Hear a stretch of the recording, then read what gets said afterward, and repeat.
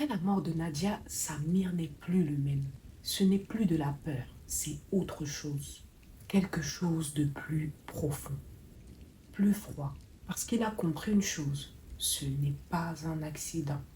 Ce n'est pas évitable. Et surtout, ce n'est pas fini. Parce que maintenant, sa propre date a changé. Et elle est beaucoup plus proche. Alors, il fait la seule chose logique. Il arrête de fuir et commence à chercher. Samir récupère tout ce qu'il peut. Archives, forums, articles. Et il commence à créer une liste. Toutes les victimes connues, avec leurs dates, leurs heures, leurs circonstances. Au début, rien, aucun lien évident. Mais plus il creuse, plus quelque chose apparaît.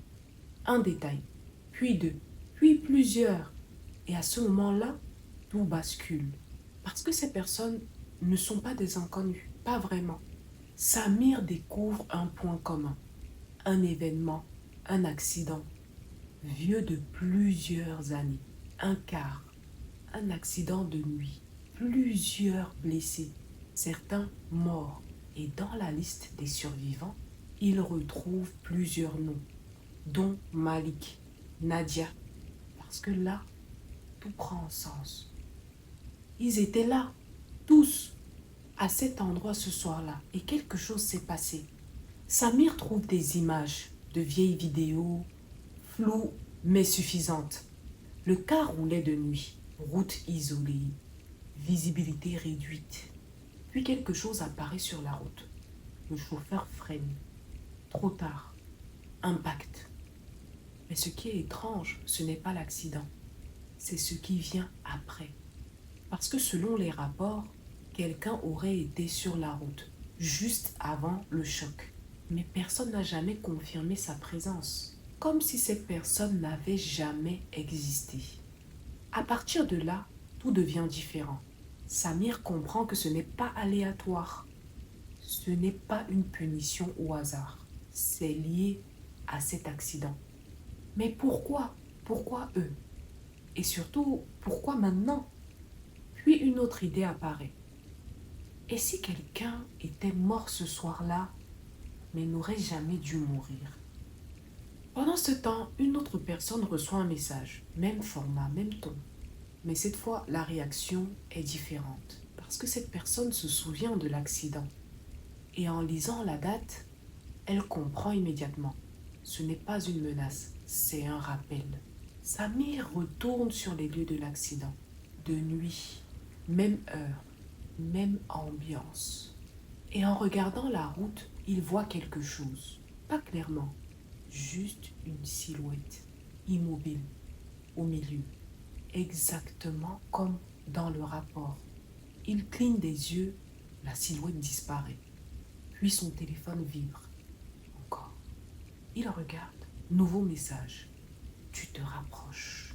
Et juste en dessous, une image, une photo. Prise quelques secondes plus tôt. Lui, debout sur la route. Pris de dos, alors qu'il est seul.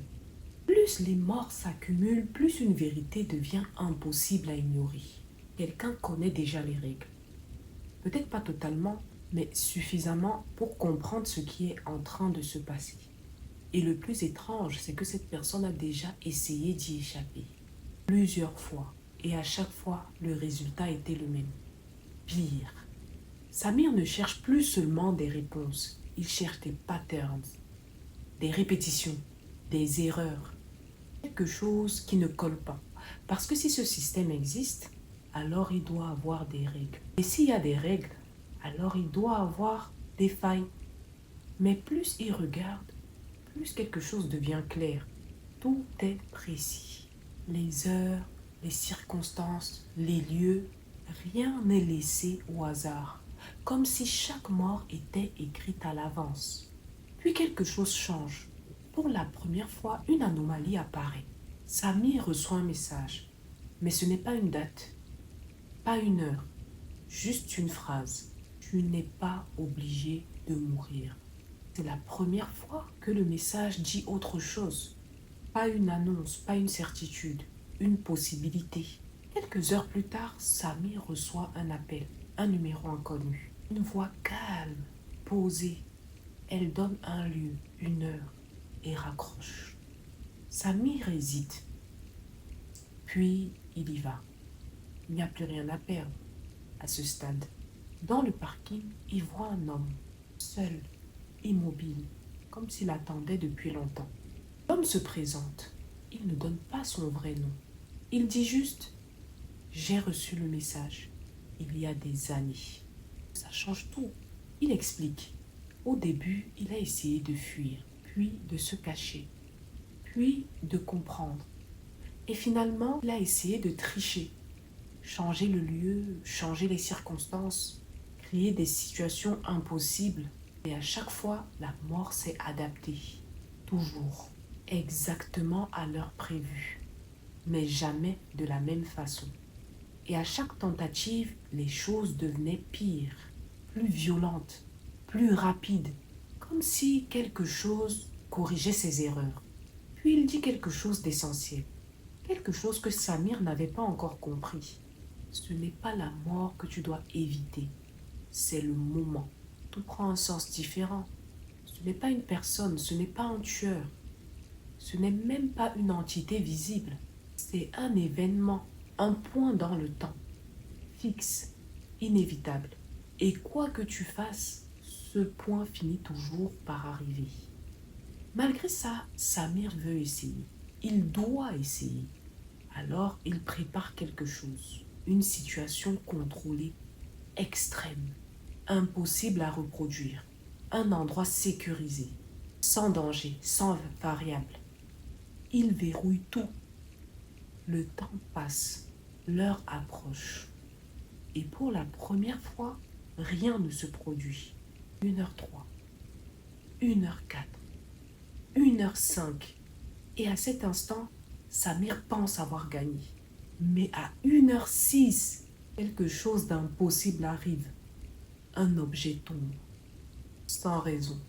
Un détail minuscule, mais suffisant pour créer une réaction en chaîne. Et en quelques secondes, tout bascule. Encore une fois. Mais cette fois, quelque chose est différent. Samir survit. C'est la première fois. Il regarde l'heure. 1h07. Il est encore là. Il respire. Il vit. Impossible. Puis son téléphone vibre. Il regarde et lit: erreur corrigée. Silence total. Puis un deuxième message. Nouvelle date, encore plus proche, beaucoup plus proche. Tu mourras dans 1 heure.